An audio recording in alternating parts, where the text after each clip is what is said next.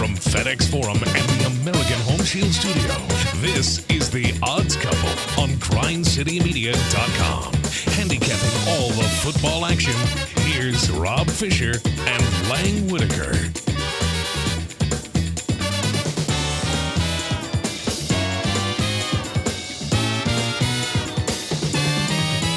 Hello, good people. Welcome to The Odds Couple. Rob Fischer, Lang Whitaker with you. John Roser here as well. As the college football season has come to a close, in the National Football League, we are down to the Final Four. Welcome to the program. We will handicap those NFL games coming up here in a little bit, have our picks for the weekend, recap what happened in the last week. Lance Taylor will join us as well from Birmingham, get his thoughts on the games coming up this weekend as well. Hello, Lang. How are you? What's up? Who would have thought that LSU would run away with the title like they Me? did? Yeah, I did too. We both had it. Yeah.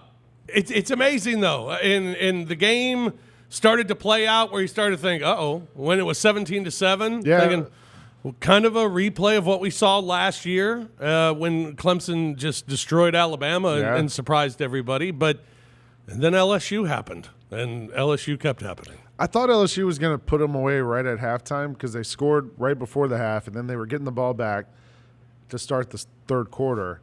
And by that point, it was like 2 a.m, and I was like, I don't know if I can stay up for this.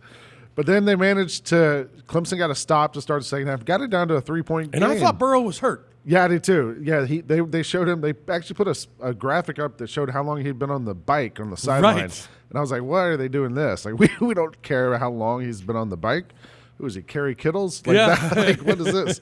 And he missed a couple of throws on that first possession and just kind of looked uncomfortable. And then Clemson got it back, went for 2, scored, got it down to a 3-point game. And I was like, we got it. Maybe this will be a game here.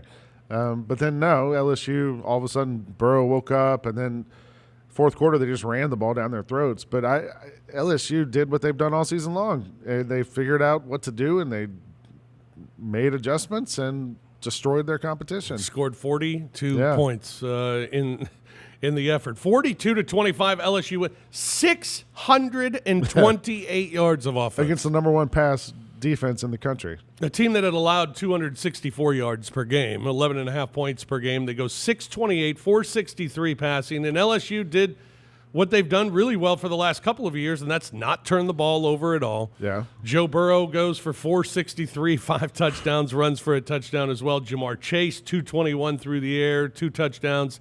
Clyde Edwards-Helaire, 16 carries for 110 yards. And once LSU got cooking, then it started to become a little more apparent that Trevor Lawrence wasn't having a big day. Yeah. While they were in the game and when they cut it to 3, you thought, okay, maybe he's not having a big day, but he's having a good enough day and doing okay. And they're moving the ball from the first drive of the game. Yeah. They were moving the ball, so you thought they were okay, but then you just couldn't stop LSU. It's not. I don't think having a good enough day is good enough against LSU.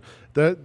My takeaway from this was, like, we've seen college football in general has moved more to spread offenses, and every team now uses the sideline signs with the 4 things, and you're no huddle, and you get to the line fast, and all that stuff. But for the first time, really, I felt like, how many times in that game did LSU just motion Edwards-Helaire out of the backfield altogether? Yeah. And it was just Burrow back there alone. It'd be like 3rd and 2, and he'd be back there by himself. They did it throughout the game. They still finished, I think Edwards-Helaire finished with 100-plus yards. Yep, and 116. Burrow had 60-something. Yeah, so they still got a lot of rushing yards, but for the first time, really to me, there was almost zero emphasis those first 3 quarters put on establishing the run. They were trying to establish the pass throughout that game. And I wonder if this is the final straw for college football in terms of trying to hold out for these teams that run the I formation, like Georgia, teams that try to run first and then pass. You can't do that if you're going to win a title. You have to score 40-something points. Even LSU's defense is really good. They gave up 25, whatever it was, to Clemson. You got to be able to score a whole bunch of points in college football, and I think that starts with having a quarterback who can run and pass and having an offense that's creative enough that you don't get stuck having 2 guys back in the backfield and you hand the ball 6 yards behind the line and hope to get there. It's got to be dynamic, and LSU did that all season long. Yeah, and Clemson tried. They came out chucking it all over the field in their first drive and throughout the first half. And, when they got the lead, it felt like that they were doing things that they needed to do to win this game, and that was score and get the ball in the end zone. And but then once LSU got on that roll, it was over. First title for the Tigers since 2007, their fourth overall. Their last 3 games against Georgia, Oklahoma, and Clemson, all top 5 teams. Joe Burrow, 1,305 yards, 16 touchdowns. And they won all 3 by a combined score of 142-63. Yeah. That's unbelievable. So, I mean, they beat all 4 teams that were top 4 in the preseason polls. Alabama, Ohio State, Georgia, Clemson. After that Alabama game this year, they won by 5, but they won more convincingly than 5 points. But they beat Alabama. Since then, they haven't lost a game, and they won all those games by an average of like 33 points per game. Like, the best way to stop them is just what the Carolina Panthers did and hired Joe Brady. Like, I don't know how much you're going to stop LSU at this point. Yeah, pretty impressive. Afterwards, Ed Orgeron talking about winning the national championship. Give the credit to our players. Those guys fought. Character, grit, determination. We took it one game at a time. We won as a team. Got to give the credit to our coaching staff. Just a tremendous night for the LSU Tigers. Tremendous night for the purple and gold. A tremendous night for the state of Louisiana. We are so proud to represent. I remember growing up there, man, losing was an option. It was not an option, man. You had to win. And win in mini basketball, you had to win in the backyard. Cajun people took a lot of pride in who they were. LSU was big. Obviously, watching Ronnie Estee and them play, so it's going to mean a lot to them. I mean, they're very prideful. It means a lot to everybody in the state of Louisiana. Everybody led the purple and gold. I think it's a tremendous night for everybody. I didn't think this was going to happen. I didn't know. I thought when I didn't get the job at USC, I said, hey, you might be an assistant the rest of your life. I just love coaching. But everything fell into place. And we just getting started, man. This is not the finish. I want to be here at LSU for a long time and win many championships at LSU, and this is just the beginning. Can't understate. I thought you were going to say can't understand. Well, that. But the Ed Orgeron story together. Yeah. I mean, it's the guy. He was viewed as a clown when he was at Ole Miss, and at USC was cute and took over and rah let's go get him. And they went out and they won some games and played well, but he wasn't going to get the job. And he just seemed like a guy that was destined to be a line coach. A strength coach, maybe. Strength coach, for the rest of his career, and a good one at that, and a good recruiter. And then when he got the head coaching job at LSU, and, first of all, you could say, well, anybody can win at LSU with the talent that they have there. And Nick Saban won and Les Miles won. But for Ed Orgeron to be standing on top of the college football world at 15-0 and have a team that was as dynamic as this LSU team, one of the greatest seasons in college football history, it's still just shocking to me.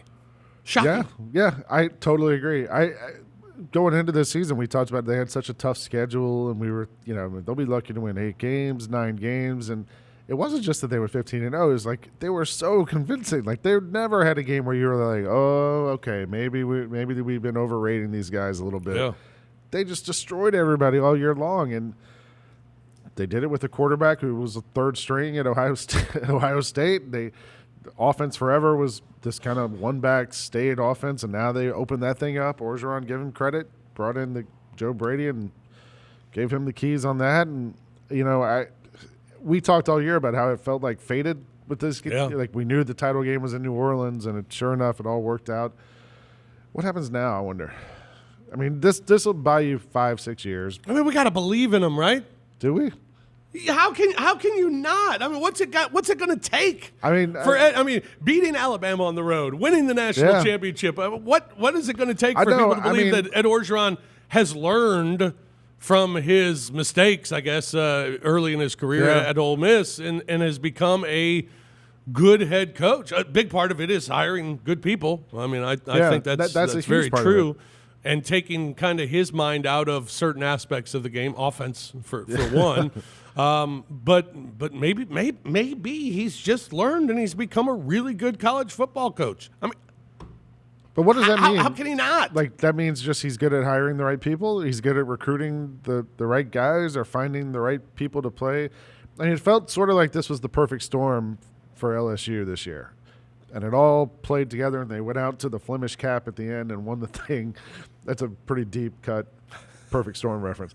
But it felt like this was everything worked together for them, and it all clicked, and this was it. And now Does it happen again? Like, I mean, Alabama's going to, they're going to reload. They're going to be awesome next year. I mean, just the SEC West, getting out of that thing is going to be a task for anybody. Yeah. I mean, LSU's always recruited, had a, top 5, 10 recruiting class. That's not going to change. There's still going to be good players at all the positions. I think it's really going to be, how do you replace Joe Brady now? How do you replace Joe Burrow? And then skill players, those guys will be there. It's really, they did such a good job of getting those guys in positions to be successful. How do you do that with different coaches and, a different quarterback? Yeah, it'll be interesting. But in a remarkable year for the LSU Tigers, they are national champions. NFL Divisional Weekend last week, the Tennessee Titans continue to surprise. Derrick Henry, 195 rushing yards again, threw a touchdown pass as well. They knock off the Baltimore Ravens 28-12, despite Baltimore having 530 yards of offense, Tennessee having just 300 yards of offense. Tennessee and Tannehill only throwing for 88 yards. Tennessee really was in control of that game from the get-go. And, we talk about teams catching fire and heading into the playoffs and being on that roll. Tennessee's caught fire in the last 2 weeks. Yeah. It's a perfect time. Amazing. Yeah, I'm still not convinced. Are you convinced? No, yeah. I mean, nobody is. It's shocking that they're here, but would it shock you if they went and beat Kansas City? Not at all. No, I mean, this is like when the Falcons went to the Super Bowl a couple of years ago for Super Bowl 51. Like, they got hot right at the right time, and that's all it takes in the NFL. You get hot 3 weeks in a row, and you're good. Yeah. I mean, look, this is Derrick Henry. If he can keep this up, just keep giving him the ball. Like, nobody can stop him right now, and he's just battering ram through things. And the thing with Kansas City was the way they started that last game last week. You think, oh, well, Andy Reid, here we go, Yeah, playoff no Andy. kidding. And then they all of a sudden turned into the regular season Chiefs. I just don't know if the Titans can keep up with the Chiefs this week. I didn't know if they could keep up with Baltimore, and they knocked them off 28-12. Derrick Henry afterwards asked about his remarkable postseason. I take my pride in us winning the game. I don't really care about the individual stuff. We won. I take a lot of pride in that. I just focus on doing my job and, try to be efficient and try to finish runs and, keep moving forward. No matter what's thrown at us, no matter what happens, just believe in each other. Just keep pushing, keep on finishing. Coach preaches about finishing, and that's what we try to do when we're out there. Turnovers is a big story. Titans didn't have any. Baltimore had 3. And then you look at Kansas City, as you mentioned, down 24. How about you got money on the Houston Texans getting 10 and you're up 24-0? Yeah. That feels really good. Yeah. And then at halftime, you're thinking, oh, my gosh, what just happened? As they scored 28 points in the second quarter and then roll in the second half, win at 51-31. I think Bill O'Brien was thinking the same thing. My goodness. Yeah. Houston now 0-4 in the divisional round. They had 442 yards of offense. Chiefs had 434. Pat Mahomes, 23 of 35, 321, and 5 touchdowns as the Chiefs win it 51-31. Mahomes afterwards talking about the comeback win. Yeah, I mean, we knew we were killing ourselves. I think that was the biggest thing. The first drive, I think they had messed up on the coverage, and they got a touchdown. Their defense. And as an offense, we had that third down, threw it to Kelsey, who, caught everything except for that one pass. And he made a play that he usually catches 1,000 times. And then block punt, they scored a touchdown, and then it kind of just snowballed there. And then we got down 24-0. And so we knew that we were still just kind of beating ourselves. Yeah, I mean, obviously we didn't want to be in that spot, but the biggest thing that I think I was preaching to the team was, let's go do something special. Let's go do something special. Everybody's already counting us out. Let's just go play by play and just put our best effort out there. And I mean, obviously, I knew as a team we had to kind of everything had to go the right way. But I thought the defense stepped up, special teams stepped up. Offensively, we started making the plays we weren't making, and play by play, we just chipped away at that lead. 51-31. To 31. Unbelievable. Chiefs win. Incredible performance. Now they host the AFC Championship game at Arrowhead. Do you trust Andy Reid now? Or do we even have to worry about that? Is it just Mahomes we're worried about? Like he just said, they shot themselves in the foot first quarter of that game. Yeah. And then, I mean, I don't know how fair it is on Andy Reid. It just happens. There's when a body it of happens work. over and over and Yeah, over yeah. again. I mean, there's a sample size for his failures in the postseason. But, yeah, I mean, it's about this team, and it's about the team getting going. And once they got going, they were unstoppable. And, I mean, down 24-0, and to come back and win 51-31. I mean, the Titans just beat a team that had won 12 games in a row. and that we thought was unstoppable Right. and was rolling, and nobody was going to be able to stop them, and the Titans dismantled them basically. Yeah. Who's to say they can't do it again? Yeah, big lines coming up this weekend that we'll get into coming up here in a little bit. In the NFC, it was the San Francisco 49ers over the Minnesota Vikings, 27-10. First playoff win in 6 years for the 49ers. Resident Niners fan, John Roser, with us. And John felt like, it felt like the teams kind of feeling each other out early. I mean, San Francisco getting that early lead, that was a great way to start the game, obviously. But Yeah. but once they took control, it felt like they really controlled the game. Yeah, got three starters back on defense at one. And at it showed. One at each level. D Ford, Quan Alexander, Jaquaski Tart in the secondary, and I love It's your Jaquaski favorite Tart. part. And the biggest thing was one. I don't know why they started to kill a Witherspoon. I've seen this too many times, and so they did. And that touchdown drive from Minnesota was pass interference on Witherspoon on third down. Witherspoon gives up third down conversion to Adam Thielen. Witherspoon gives up bomb to Stephon Diggs. Yanked from the game, and they put in Emmanuel Mosley, the undrafted corner out of Tennessee. And it was just over after that. And- They could. And part of I get it's like Minnesota only ran the ball 10 times. But their problem wasn't they could have run the ball 30 times. It's how they were running it. They weren't going to get anything. I mean, you just run it into the line on first and second down. Like, what are you doing? Yeah. You're not going to get anything against our defense doing that. And then so you put Kirk Cousins in 3rd and 7, 3rd and 8, 3rd and 9, our front four with D Ford and Bosa and Armstead and Buckner. I mean, you're dead. Yeah, and they were fantastic. Minnesota only getting 147 yards total offense, 21 on the ground. San Francisco, 186 rushing yards, including 105 from Tevin Coleman, who had a couple of touchdowns as well, Our longest rush, 11 yards. but just kept pounding. It was 4 to 6 every time. And if you're running it for 4 to 6 every time, just keep doing it. Unlike Minnesota, you had short third downs. Yes. Short second yes. downs. Short third Yeah. downs, short second downs. Kyle Shanahan, head coach of the 49ers, after the game, talked about the success of running the football. Maybe it's a little bit of both. I mean that's kind of how it always works out usually. It's easier to get a lot of runs when you're getting the ball back a lot. But if you don't convert on third down, that's not going to happen either. And sometimes it's tough to score points just run. Eventually you got to throw some. But didn't on one drive. I thought we came out early throwing the ball pretty good on that opening drive. But just our plan was to be like that. And, that was our goal. That was our goal that we set on Monday, right, when we found out that we really believed the team who got over 30 runs would win. And we thought only one team would. And that was a complete team goal. And the offense would not have been able to get that many runs if the defense didn't play like they did, and if the special teams didn't play that way also. Niners 186 on the ground. Minnesota had 21 rushing yards in the ballgame.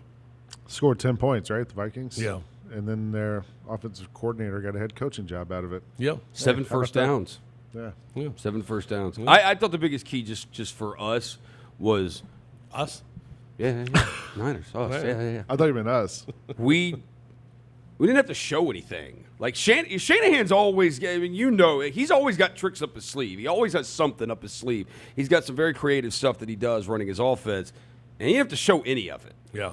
So pretty impressive. He probably go into his bag a little bit this weekend. Now they host the NFC Championship against the Green Bay Packers, who beat Seattle 28-23, led 21-3 at the half. Seattle charged back, but not enough. Green Bay 9 of 14 on third down. Devontae Adams, a big game. Aaron Rodgers, a big game. And Aaron Rodgers afterwards talking about the win. I felt really locked in from Wednesday on and practiced well and felt really good today all day. Just felt like there was going to be one of these type of performances tonight. Yeah, it's a special feeling. That's kind of what we talked about in the huddle before the last drive. These are the moments that you work for and you think about in the off season, the chance to put a game away. And like I've said, most of the year, as you guys have talked about the aesthetics of our wins, it doesn't have to be pretty. But what we've done is closed out games the right way. Aesthetically, they've been kind of like New England this year, where both teams had great records and you wondered how, but they just keep finding ways to win. I feel like Rodgers is still good enough that you just don't count him out. He's going to figure out something, and they're going to have these receivers you never heard of, and they'll probably have a receiver playing running back, and by the end of the game, and they'll just eke it out. You know? And that's what they did. Yeah. And now they got to go to San Francisco, where they were crushed earlier this season, but it's the NFC Championship game. How you feeling about that, Rosa? It is not going to be the same. Matt LaFleur's got a relationship with Sean McVay. I think if you look at what the Rams did against the 49ers the second time we played them, because we killed the Rams the first time we played them. Second time we played them, we had to win on the last, we had to win at a field goal in the last seconds. And they ran a lot they rolled Goff out of the pocket to kind of cut off one part of the pass rush, get rid of the ball quick, kind of to get away from that pass rush, run screen passes, misdirection, and stuff like that to kind of keep the defense off balance. Now, that Rams team we didn't have D4, we didn't have Alexander, we didn't have some of our speed that we do have now. So, but I think LaFleur, look, they're not going to go into it with the same game plan as they had during that Sunday night game. You're not going to do that again. So, they're going to do something different. And look, the scariest thing is, look, I know Rodgers is 36 years old, but if it comes down to a final drive and Rodgers just has to make one drive, he can still do that. This feels like one of those games where he tweaks a hamstring and then still toughs it out. Is able to get through it. Yeah. He had his worst game of maybe his career earlier this season against us. It was 3.2 yards per attempt. We sacked him 5 times. Yeah. Also, did you call the Rams quarterback Golf? Golf. Jared Goff. Golf? Golf. Yeah, it's Goff, right? Goff. Gaff, golf, whatever. We will look at the numbers, the trends. We'll pick the games coming up here in a little bit. Right now, we take a break here on the Odds Couple. When we come back, Lance Taylor joins us from Birmingham. We'll get his thoughts on the NFL action coming up this weekend and his final thoughts on the college football season as well. It's all ahead here on the Odds Couple on Grind City Media. The professional bull riders are bucking at FedEx Forum for the first time in over 6 years. The world's toughest riders and rankest bulls invade Memphis on February 15th for a night of non-stop bone-crushing action and entertainment. Tickets start at $15. Get the best seats now at PBR.com or Ticketmaster.com. Come watch the toughest sport on dirt. Don't miss history at the Professional Bull Riders Memphis Invitational. Mercy Me 2020. March 22nd in Memphis at FedEx Forum with Jeremy Camp. Tickets are available now online at mercyme.org. The songs, the encouragement of Mercy Me with David Leonard. March 22nd at FedEx Forum, an evening filled with encouragement with Mercy Me and Jeremy Camp. Tickets are on sale now. Presented by Texas Arms of Love. The world-famous Harlem Globetrotters will bring their all-new show, Pushing the Limits, to FedEx Forum Saturday, February 1st. Don't miss your chance to experience hilarious hijinks and incredible basketball. The Harlem Globetrotters are a one-of-a-kind experience, putting a new spin on family time. Tickets are on sale now at Ticketmaster.com or the FedEx Forum box office. For the first time in 25 years, the Doobie Brothers, Tom Johnston, Michael McDonald, Pat Simmons, and John McPhee, 50th Anniversary Tour. Rock and Roll Hall of Fame nominees, the Doobie Brothers, with special guest, Dirty Dozen Brass Band.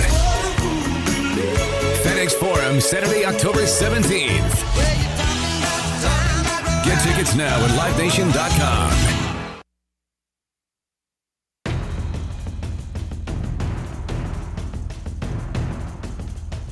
Welcome back to GrindCityMedia.com, live from FedEx Forum and the American Home Shield Studio. Now, here's more of the Odds Couple, Rob Fischer and Lang Whitaker. Celebrate 25 seasons of Grizzlies basketball with $25 tickets when your Grizzlies host the Cleveland Cavaliers tomorrow night, Friday night, 7 o'clock. Another Hardwood Classics night. You can select Plaza and Pinnacle level tickets, just $25 per seat. The offer is only available at the FedEx Forum box office while supplies last. So hurry and celebrate 25 seasons with this great throwback offer, $25 tickets. For the playoff Grizz. For the playoff Grizz, the red hot Memphis Grizzlies. NFL playoff, the conference title weekend is set. Titans, Chiefs, Packers, 49ers. And one thing, in case you have forgotten, one thing that we would like to remind you, and actually we'll let him remind you himself, Richard Sherman is great. I get tired of hearing the excuses for why I'm great. It was man coverage. I covered the man. I picked the ball off. In the playoffs, in big games, I show up.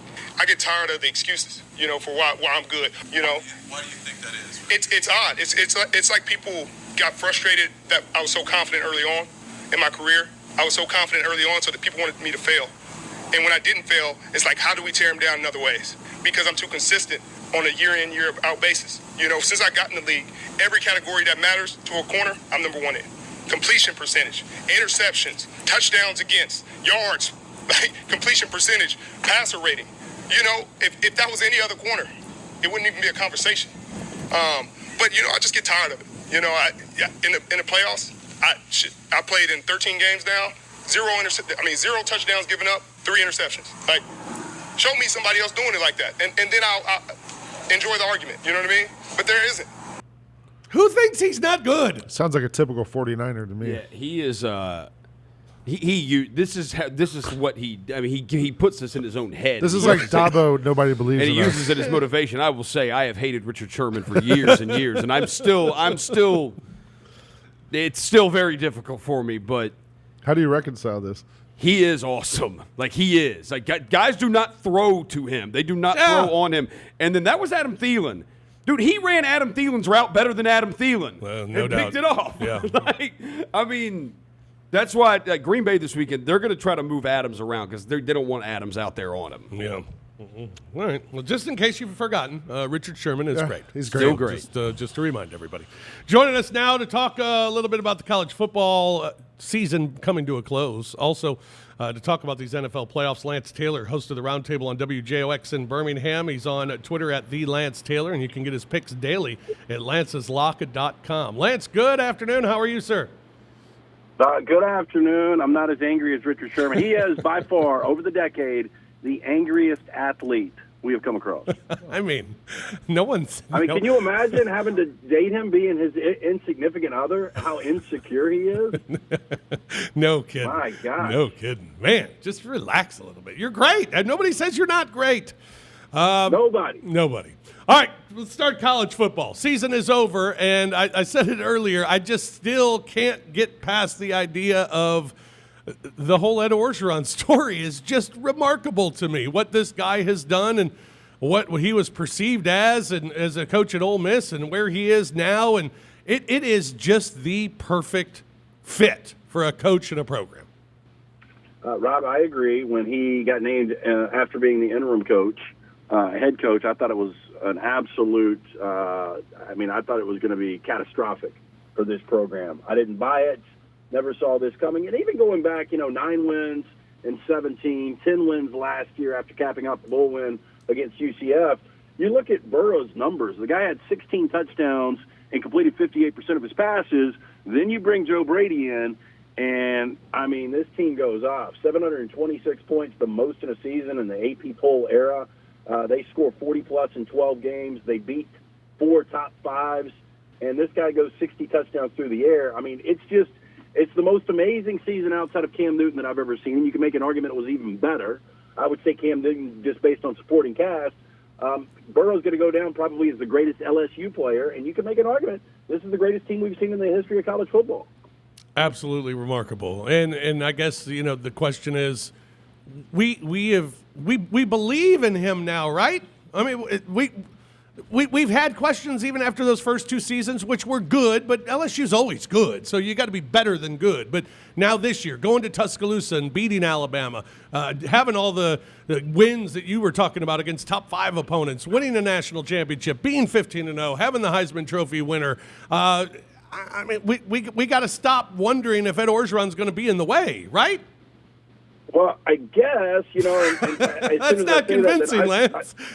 I know. I'd start my doubts because now you're going post-Joe Burrow. You're going post-Joe Brady. And, you look at Orgeron, the guy's 12-3 against top 10 opponents, 11-0 versus any team other than Alabama. So it's not like he hasn't gotten this done. But I am very interested to see. Of course, I said this with Dabo Swinney. Let's see what Dabo does post-Deshaun Watson. So let's see, though, no Joe Brady. I just want to see this Orgeron, what they're going to do offensively, him and Steve Ensminger. I think it'll be different. I would go on record and say he'll never win another national championship, but what do I know? I never thought he would get to an SEC championship game. Yeah, no kidding. Quickly, your thoughts on Mike Leach going to Starkville? I love it. Finally given the opportunity. We had heard flirtations before with Arkansas and Tennessee. Nothing actually panned out. Most people thought it was just because in these interviews he got way too weird and boosters wouldn't get behind Mike Leach, especially in a conference like the SEC. but this is a guy that's always been accessible. I think he's really, really intelligent. Might go a little too far with the stick. I like it. Just seems like an awesome guy. It's going to be a different style we haven't seen in the SEC before, but the SEC is turning into an offensive league. I mean, that's what won a national championship this year with LSU. So I'm fascinated to see it. I don't know if Mississippi State's ever going to do better than Dan Mullen, but a close second would be Mike Leach. So this will be really interesting. Yeah, I'm with you. NFL playoffs this week in the AFC. We got the Titans in Kansas City to take on the Chiefs. Obviously, the Titans have been the surprise thus far in these playoffs. And to knock off Baltimore, to knock off New England, now to go to Kansas City, can they do it 3 weeks in a row? I don't know. Ryan Tannehill's putting up service academy numbers at the quarterback position. It's at least through the air. Yeah.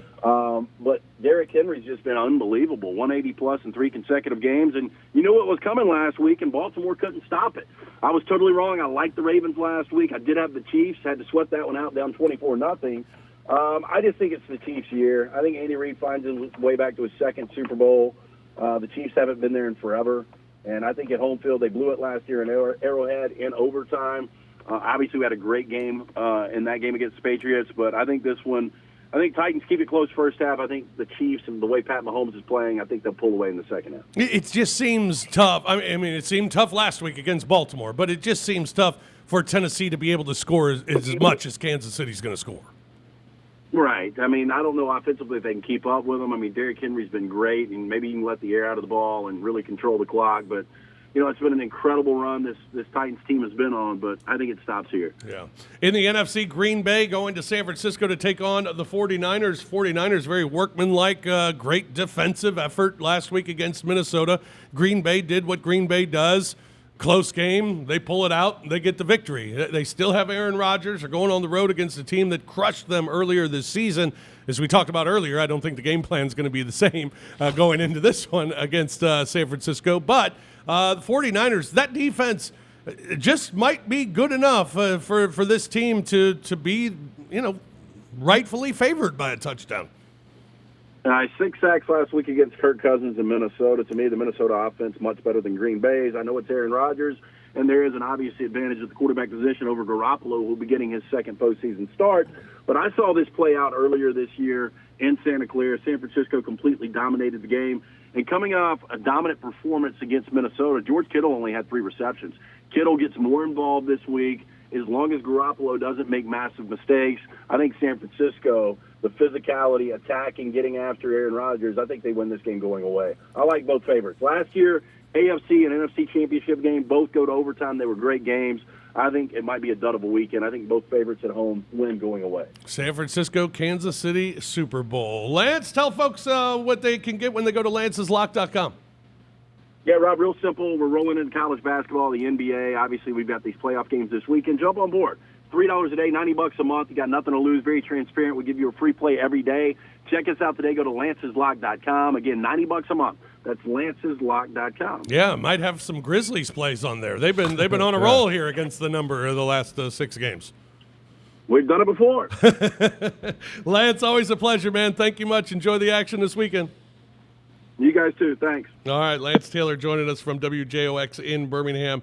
And the round table, he's got Kansas City, San Francisco playing for the Super Bowl. We'll have our picks coming up in our next segment. A little more college football. Brett McMurphy from The Athletic giving his early top 25 rankings for next year. A couple of surprises in here. Not too many. I mean, at the top, it's never really surprising in college football. He's got Clemson 1, Ohio State 2, LSU 3, Alabama 4. Yeah. Go figure. The only question with those is LSU and Alabama, who's playing quarterback. But, for the most part, everyone else is there, yeah. Yeah, for Clemson, Dabo Swinney, head coach of the Tigers, talking about getting off the mat. Won 29 games in a row. It's been a long time since I've stood in front of a team with a loss. But this team in particular, just really special. Coming into this year, 80 freshmen and sophomores out of 120 to get back to this point. I'm just super proud of it. It's incredibly difficult to even get here and super hard to win it, that's for sure. But we'll get back to work and see if we can, come back and have a great year next year and really just try to achieve our goals. The last goal we have is to win the closer, and we didn't get that one done. But I'm just really proud of this group. Still 29-1 in their last 30. Yeah, nobody believed in them. No. So Clemson won, Ohio State 2, and then it's an SEC run. LSU 3, Alabama 4, 5 is Auburn. Yeah. 6, Texas A&M. Texas A&M. Yeah, that's a little weird. That's a big jump. They had such a hard schedule last year, but I don't know why you jump them that high. Oklahoma at 7, Florida Yeah. at number 8, Oregon at number 9, Iowa State at 10. Other notables, Georgia, they're at 13. You got a new quarterback. Newman. I'm sure he'll be good. I don't get the Ohio State at number 2. I think that's overrating them a little bit. I mean, Fields is back, but dude, you're losing Chase Young and Jeff Okudah on that defense, and those are 2 top 10 draft picks that you're losing. Now, not to say they don't have great players probably coming behind them, but I mean, those are 2 top 10 picks you're losing. And I know they said like J.K. Dobbins is the 3rd round grade, dude. J.K. Dobbins, if somebody takes him, somebody gets J.K. Dobbins in the 3rd round, you are getting a steal in the 3rd round. Maybe the most surprising. They still have a load of talent at receiver, though. I still think Georgia's the best team in the SEC East. Whoever plays quarterback, the defense is still all there. Yeah, they're going to be awesome.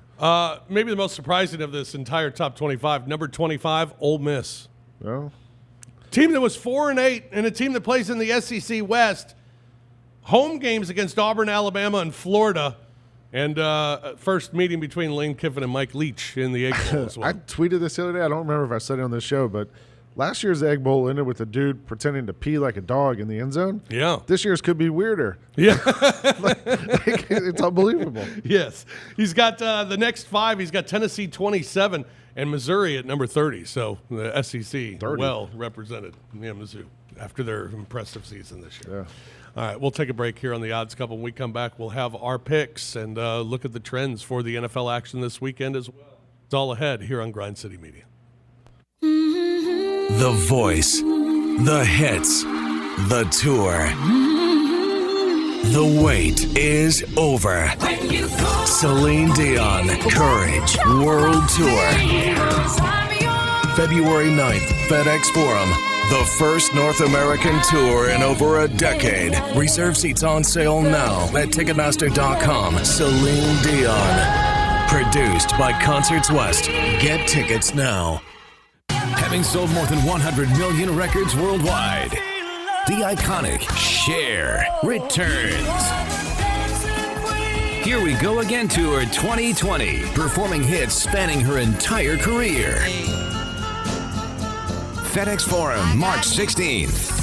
Featuring special guests Nile Rodgers and Chic. Get tickets now at LiveNation.com. For more, visit Cher.com.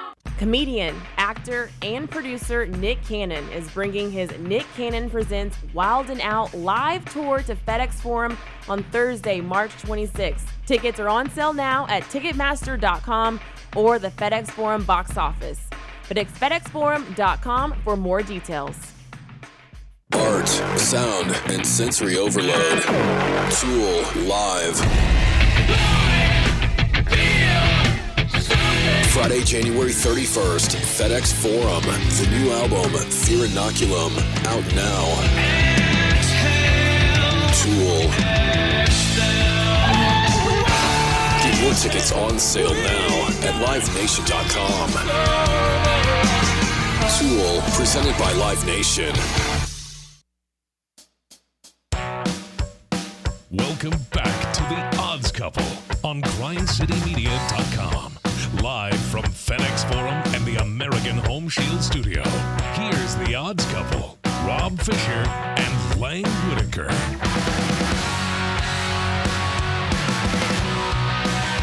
Don't miss the 18th annual Martin Luther King Jr. celebration game presented by Ford and your Mid-South Ford dealers on Monday, January 20th, when the Grizzlies host the New Orleans Pelicans at 4 o'clock. Arrive early for the pregame ceremonies featuring this year's recipients of the National Civil Rights Museum Sports Legacy Award, Cheryl Swoops, Karan Butler, Robert Parrish, and Doug Williams. Also that night at halftime, enjoy a special performance featuring Grammy and Tony Award-winning Leslie Odom Jr. For more information and to purchase tickets, call 901-888-HOOP. Visit the FedEx Forum box office or visit Grizzlies.com today. Doug Williams, still one of the all-time great Super Bowl, Media Day, responses to a question ever when the question to Doug Williams started with, Doug, obviously you've always been a black quarterback. And Doug Williams just looked at the guy like, seriously? Really? That's how you're starting this question? I don't even know what the question was, but it started that way. Yeah. Which, who knows where it went after that. I'm sure. Great stuff.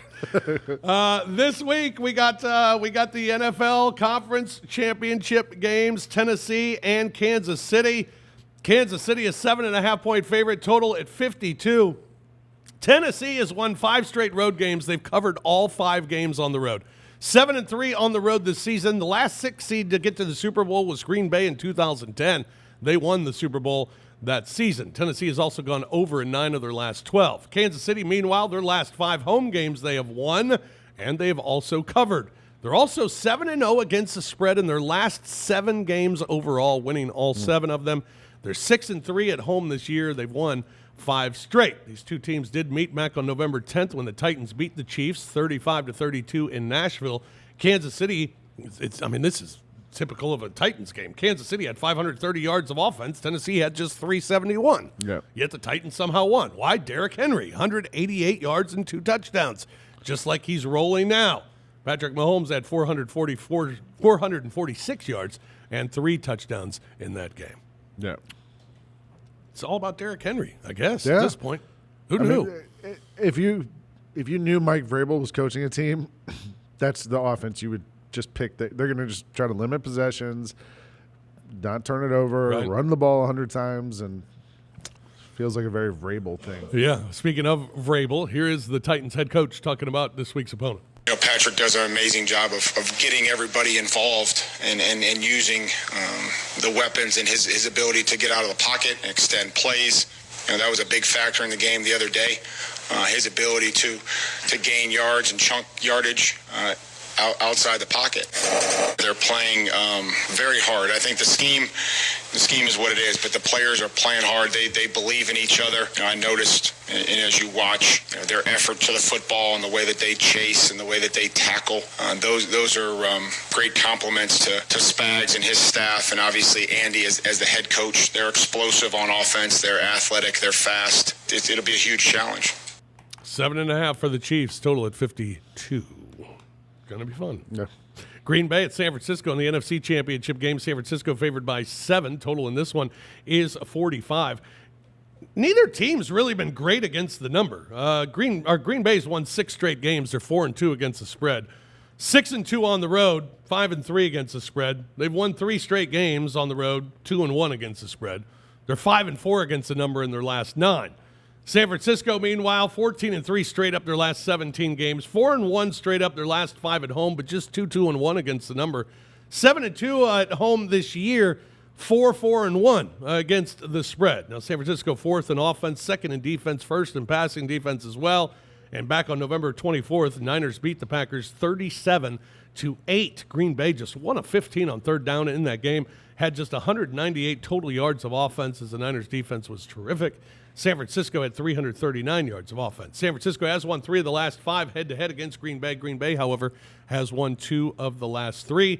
The total's gone under in Green Bay's 4 of their last 5 games. Matt LaFleur, he is the head coach of the Green Bay Packers. Talks about certainly, I don't think we played our best that day, and you got to give them a lot of credit. That was probably a reason for that. That's a really, really talented football team, and we know that. But in order to compete with them, in order to have a chance to beat them, we're going to have to be at our best, and that's everybody, all 11 on that field.